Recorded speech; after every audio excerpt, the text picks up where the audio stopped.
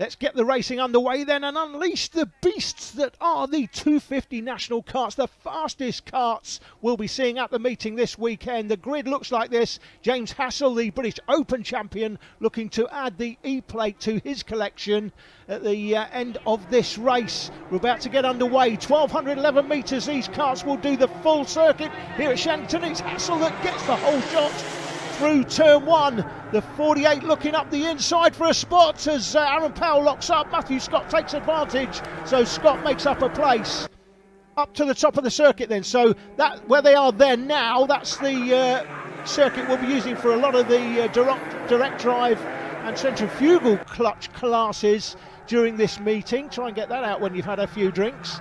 But these karts take advantage of the full circuit here. So around about a 44-45 second lap for these karts as Hassel has the lead down through Hanger Corner, heading towards Wilkins here. These karts are around about a second lap faster than the KZ UK class we'll see later in the meeting, and around 6 seconds a lap quicker than the 210 national class coming up later in this programme. This is Cafe Corner, leads on to Pitts Bend. That's the left-hander there, heading up towards the top of the circuit. And the 20 kart looking very racy indeed. Richard Morris here looking for a way by. It's getting a long straight up to that corner there. These karts, of course, typically race on the bigger circuits.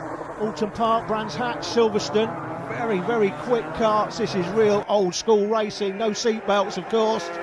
Lots of courage required to race these karts, not only on this short circuit, but the long circuits as well. Over 125 miles easily these things will do on a big circuit. They'll be doing a ton today up towards the hairpin as Alex Burrows puts a nice move on the 46 of Philip Scott. So Burrows on the move. And here come the leaders up towards the top of the circuit. Up Stratford Straight into the hairpin. Aaron Powell on the 85 there in third place. The 3 is Alex Burrows. The 46 is Philip Scott. So they're battling for third, fourth and fifth. They come down towards us. That is Philip Scott on the 46. Matthew Scott in behind on the 48. Matthew there in sixth place. Some way behind him, Ashley Goodliff. Just coming into the picture there. He's come through the right-hander down towards Wilkins. Through the right-hander is Hanger. That is Wilkins. Now the leaders through the picture, close between them.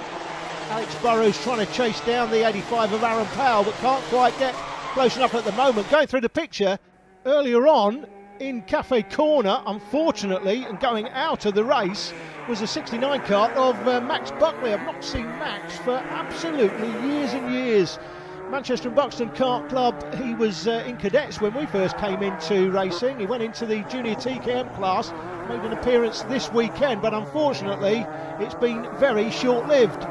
So he come through Bruno Ferrari chicane, the two leaders well clear. That is the leader, James Hassel, the O-plate British Open champion. It's not zero, as you'll sometimes hear some commentators refer to it, kart zero. It's not, it's an O, so it denotes people as the British Open champion in the modern era of karting.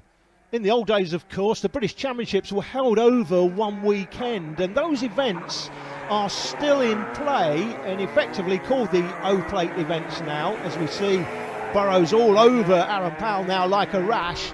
Those events are still held and they're effectively now O-plate events, so you get to run the O-plate on your kart, and we refer to that as the British Open Championship, although to be fair, it's not quite that open. You can't come from abroad and race in it, so it's almost a British Closed Championship if you like, but that's how we refer to it. The British Championships now effectively are run over a series of events, whereas in the old days it used to be over one weekend. There is some argument and thought that perhaps the British Championship should be regionalised with maybe 6 rounds in the south, 6 in the north, with the top 17 qualifiers from each going to a final round and a shootout at the end of the season. Talking about a shootout, here's the shootout for third, and it's Burrows that finally makes his way past later in the race.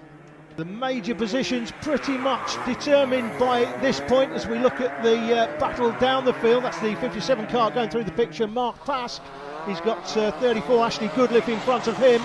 This is going to be a lights to flag victory for James Hassel here. It's difficult to stay out front as we see one of the carts getting pushed away. Hassel puts in the fastest lap.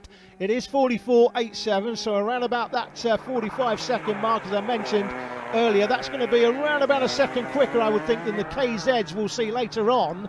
KZ UK class, which is a 125 gearbox class, and around 6 seconds faster than the 210 national class that we'll see later in the programme as well.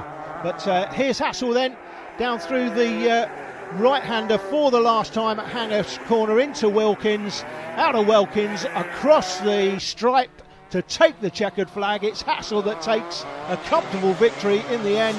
He was chased home by Richard Morris, who kept him honest all the way to the line. Alex Burrows on the 3 through for third place. Aaron Powell would have to settle for fourth, and it would be Philip Scott to round it out the top 5. That's the result for the 250 National E-Plate. We're back with more from Shenington after the break.